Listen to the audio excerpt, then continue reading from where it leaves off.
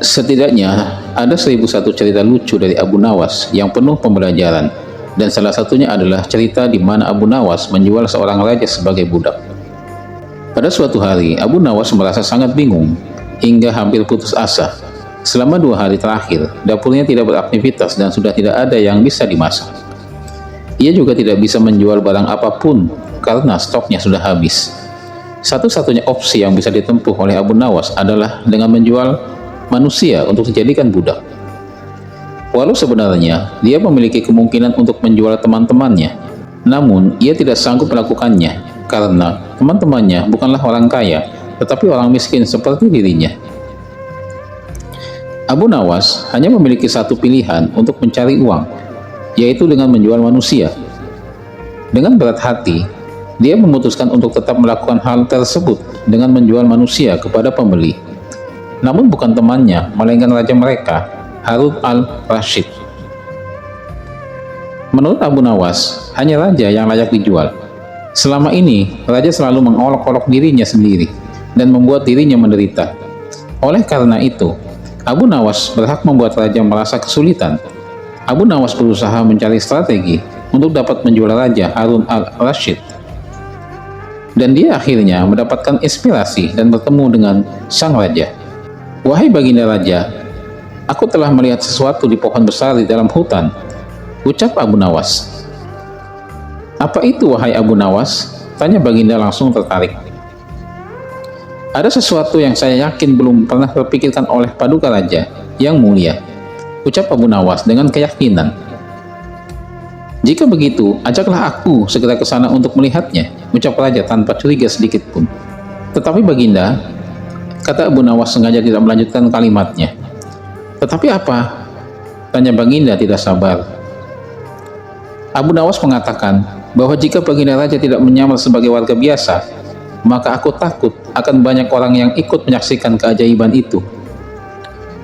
Karena baginda raja memiliki keinginan yang besar dan rasa penasaran yang besar, ia setuju untuk menyamar sebagai warga biasa. Saat melihat penyamaran raja sukses, Abu Nawas dan baginda raja pergi ke hutan. Setelah tiba di tempat tujuan, Abu Nawas mengajak raja untuk mendekati pohon besar dan rindang, lalu meminta raja untuk menunggu di sana. Kemudian, Abu Nawas pergi menemui seorang pedagang budak yang sedang berjualan. Ia mengundang pedagang budak tersebut untuk melihat calon budak yang akan dijual kepadanya dari jarak yang agak jauh. Abu Nawas menolak untuk bertemu dengan raja dan merasa bersalah. Alasannya, calon budak yang akan dia jualnya adalah teman dekatnya. Ketika pedagang budak itu melihat dari kejauhan, dia merasa sependapat. Abu Nawas mengeluarkan surat kuasa yang menyatakan bahwa pedagang budak memiliki hak penuh atas orang yang sedang duduk di bawah pohon rindang. Setelah menerima beberapa keping uang emas dari pedagang budak, Abu Nawas pergi. Raja yang mulai masih menanti kedatangan Abu Nawas. Raja yang mulia masih menanti kedatangan Abu Nawas di bawah pohon lebat itu, hingga seorang pedagang budak mendekatinya. Raja merasa bingung, bertanya-tanya mengapa Abu Nawas belum juga datang, dan kenapa ada orang lain selain mereka berdua. "Siapa engkau?" tanya baginda raja kepada pedagang budak. "Aku adalah tuanmu sekarang," kata pedagang budak dengan nada kasar. Tentu saja pedagang budak tersebut tidak bisa mengenali Raja Harun al-Rashid karena ia mengenakan pakaian yang sangat sederhana. "Apa maksud perkataanmu tadi?" tanya baginda raja dengan wajah merah padam. "Abu Nawas telah menjual engkau kepadaku, dan inilah surat kuasa yang baru dibuatnya," kata pedagang budak dengan kasar. "Abu Nawas menjual diriku kepadamu," kata baginda makin murka. "Ya," bentak pedagang budak. "Tahukah engkau siapa aku ini sebenarnya?" tanya baginda geram. "Tidak, aku tidak perlu tahu," kata pedagang budak seenaknya. Lalu ia menyeret budak barunya ke belakang rumah. Sultan Harun al-Rashid diberi parang dan diperintahkan untuk membelah kayu. Raja merasa bingung dengan segala perintah yang diberikan. Baginda melihat banyak sekali tumpukan kayu di belakang rumah suku Badui tersebut, sehingga ketika Sultan Harun al-Rashid melihatnya saja sudah merasa takut, terlebih lagi harus mengerjakannya. "Ayo kerjakan." Sultan Harun al-Rashid merasa bingung dengan situasi tersebut. namun dia tetap berusaha untuk mematuhi perintah tuannya. Dengan hati-hati, Sultan Harun al-Rasyid mencoba memegang kayu dan membelahnya. Tetapi Badui tersebut melihat cara Sultan Harun al-Rasyid memegang parang dengan rasa heran. "Bagaimana kamu bisa melakukan itu? Mengarahkan ujung parang yang tumpul ke kayu, sungguh tindakan yang sangat tidak cerdas."